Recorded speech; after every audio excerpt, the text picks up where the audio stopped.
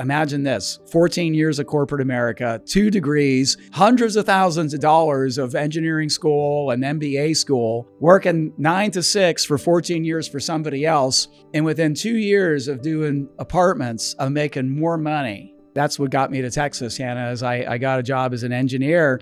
You know, it wasn't a busy time. A lot of experienced people were getting laid off, and I wasn't super busy. It was just a very deflating time for me. And so I decided that I wanted to do something else and transitioned out of that company and got a sales job, a technical sales job.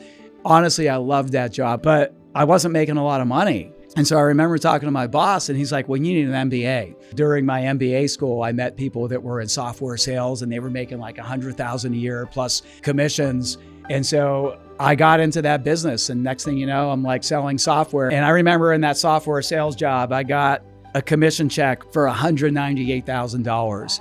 It was the biggest amount of money I ever had in my life. And 6 months later, I got fired, and it was devastating for me. And so I'm like, what do I do now? And I saw this book called Rich Dad, Poor Dad, and I just became immersed in it.